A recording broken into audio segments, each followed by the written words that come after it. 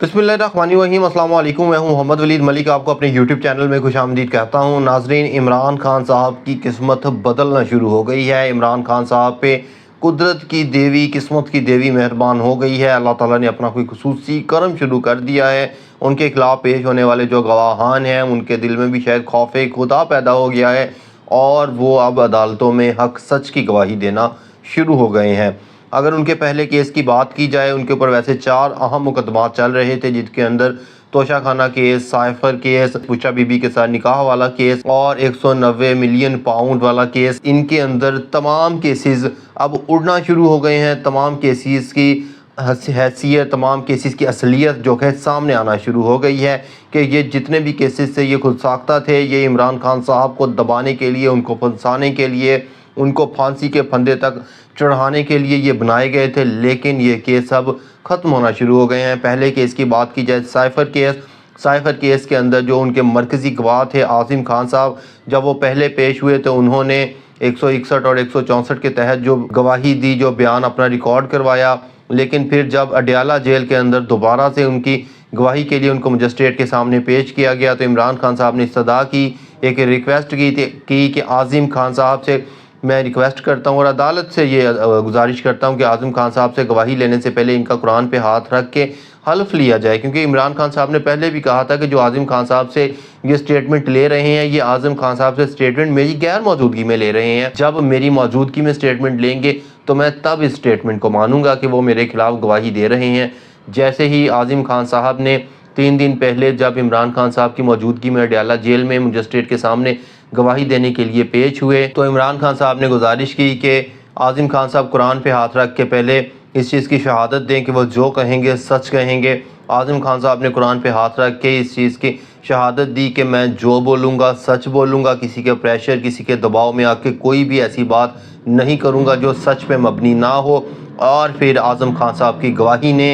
इस cipher case का कच्चा चट्टा खोल दिया और साइफर केस उड़ा के रख दिया। इमरान खान के ऊपर जो सीक्रेट एक्ट की खिलाफ वर्जी के हवाले से केस बनाया जा रहा था, जिसके अंदर कहा गया था कि इमरान खान साहब ने जो साइफर है उसको पब्लिक किया, उसको पब्लिश किया, वो चीज़ ख़त्म हो गई। आज़िम खान साहब ने अदालत में गवाही दी कि मुझे नहीं पता कि इमरान खान साहब ने जो जलसे के अंदर एक पेपर लहराया था वो साइफर था या वो सादा कागज़ था, क्योंकि उसको खोल के तो दिखाया नहीं गया था। आप अगर उस पुरानी वीडियोस में जाकर भी देखें तो आपको ये चीज़ क्लियर नजर आएगी कि वो एक कागज़ का टुकड़ा था जिसको इमरान खान साहब ने इस तरह से जलसे में लहराया था और फिर उसको अपनी पॉकेट में डाल लिया था। लेकिन इमरान खान साहब ने जो जलसे में तकरीर की थी वो तकरीर उन्होंने दूसरे कागज़ से देख के की थी, ना कि उस साइफर को देख के,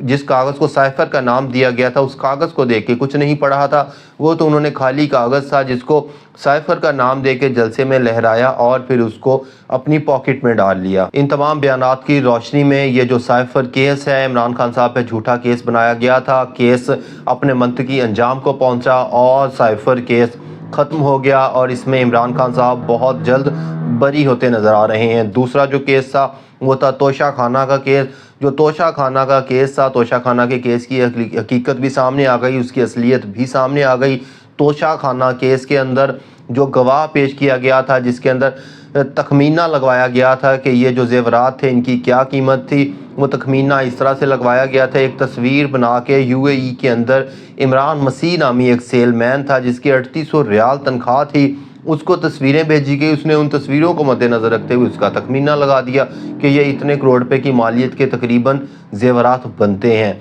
लेकिन जब अब अदालत की तरफ से उसको क्लियरली पूछा गया कि ये कितने करोड़ की मालियत के जेवरात हैं, आप हमें क्लियरली अपनी स्टेटमेंट रिकॉर्ड करवाएं, तो उसके अंदर उसने बताया कि इस तरह से मैं नहीं कह सकता, मैंने एक अंदाजे के तौर पे बात की थी। अगर आपने इन चीज़ों का सही कीमत लगवानी है, प्योर तखमीना लगवाना है कि इनकी असल मालियत क्या बनती है, तो आप ये तमाम चीज़ें मेरे पास लेके आएँ, मैं इनकी लेबॉर्ट्री करूँगा। लेबॉर्ट्री करने के बाद ही बताया जा सकता है कि जेवरात की मालियत कितनी बनती है। यानी कि जिस एक तस्वीरों से स्टेटमेंट क्रिएट करके उस स्टेटमेंट की बुनियाद पे तोशा खाना का पूरा केस, तोशा खाना पूरा एक स्कैंडल बनाया गया था, वो रेफरेंस ख़त्म हो गया, वो रेफरेंस की जड़ें ही ख़त्म हो गई क्योंकि उसकी जड़ें कमज़ोर थी। वो केस अपने मंतकी अंजाम को पहुंचा और इस तरह से तोशा खाना केस भी बढ़ गया। तीसरा केस जो बुशरा बीबी और इमरान खान के निकाह को मुतनाज़ बनाया गया, बुशरा बीबी और इमरान खान के निकाह के हवाले से बुशरा बीबी के साबिक शौहर खावर मानिका मैदान में आए और खावर मानिका ने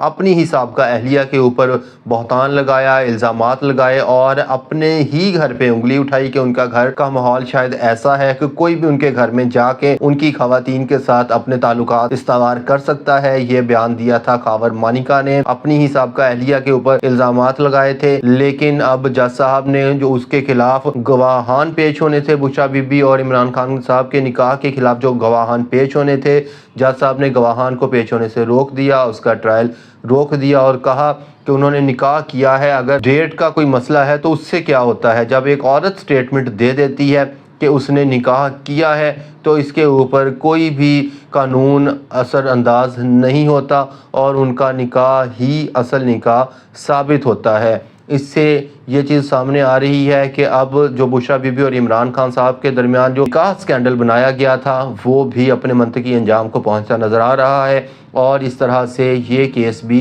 बहुत जल्द ख़त्म हो जाएगा। चौथा और एक अहम केस जिसके अंदर पाकिस्तान के प्रॉपर्टी टाइकॉन मलिक रियाज साहब को भी घसीटने की कोशिश की जा रही है। मलिक रियाज साहब का 190 मिलियन पाउंड वाला जो केस है, अगर वो केस अपनी हकीकतों के साथ खुल गया तो उसके अंदर तमाम नंगे हैं, उसके अंदर तमाम सहाफ़ी भी नंगे हैं, उस हमाम के अंदर तमाम ब्यूरोक्रेट्स भी नंगे हैं, उस हमाम के अंदर तमाम हमारी जुडिशरी भी नंगी हो जाएगी, उसके अंदर हमारी तमाम स्टैब्लिशमेंट के वो लोग भी नंगे हो जाएंगे जिन्होंने मलिक रियाज साहब से प्लॉट्स लिए, जिन्होंने मलिक रियाज साहब से मरात ली, जिन्होंने मलिक रियाज साहब से वर्ल्ड टूर्स लिए, वो तमाम लोग उसमें नंगे होते नज़र आ रहे हैं। लेकिन वो केस भी अपने मंतकी अंजाम को पहुंचता नज़र आ रहा है। वैसे तो एक दफ़ा मलिक रियाज साहब की पाकिस्तान में जितनी भी प्रॉपर्टी है वो बहरिया के नाम से है या उनके ज़ाती नाम पे है, एक दफ़ा उसको नैब ने अपनी तहवील में ले लिया है अदालत के हुक्म से, लेकिन वो बहुत जल्द वापस मलिक रियाज के तहवील में दे दी जाएगी क्योंकि मलिक रियाज साहब ने उसकी अपील दायर कर दी है और जैसे ही वो अपील लगेगी तो मलिक रियाज साहब को वो प्रॉपर्टी वापस मिल जाएगी। उसके अंदर भी जो एक मनी ट्रेल बनाई गई थी, 190 मिलियन पाउंड का केस था जिसके अंदर ब्रिटिश गवर्नमेंट ने पाकिस्तान को एक लेटर लिखा था और वो पेमेंट पाकिस्तान को भेजी थी कि ये पेमेंट गैर कानूनी तरीके से हमारे मुल्क में आई है, ये आप चेक करें क्या है। उनकी जो नेशनल क्राइम एजेंसी थी उसकी रिपोर्ट थी, लेकिन फिर बाद में दुबई के बैंक ने उसके ऊपर एक लेटर पाकिस्तान को लिखा कि वो हमारी पेमेंट थी और जब दुबई के बैंक ने लेटर लिख दिया कि वो हमारी पेमेंट है तो इससे ये चीज़ क्लियर हो गई कि वो पेमेंट मलिक रियाज साहब की और बैंक की पेमेंट थी, वो कोई करप्शन से इकट्ठी की गई पेमेंट नहीं थी, जिससे 190 मिलियन पाउंड वाला जो केस था वो भी अपने मंतकी अंजाम को पहुंचता नज़र आ रहा है। उसके अंदर जिस तरह से इमरान खान साहब को फंसाया जा रहा है, इमरान खान साहब ने 190 मिलियन पाउंड की जो रकम थी वो तो सुप्रीम कोर्ट के अकाउंट में जमा करवाई, उससे इमरान खान ने तो कोई फ़ायदा नहीं लिया। लेकिन केस इस तरह से बनाया गया कि ये मलिक रियाज को इमरान खान ने फ़ायदा देने के लिए 190 मिलियन पाउंड का फ़ायदा देने के लिए उससे उसके बदले में रिश्वत के तौर पे वो जो जगह ली, जो एक ट्रस्ट के तौर पे एक यूनिवर्सिटी बनाई, अल कादर यूनिवर्सिटी बनाई, वो रिश्वत के तौर पे ली गई जगह थी, जबकि ऐसा नहीं था। 190 मिलियन पाउंड जो रकम थी वो दुबई के बैंक ने उसके ऊपर एक लेटर जारी कर दिया। लेटर जारी होने के बावजूद भी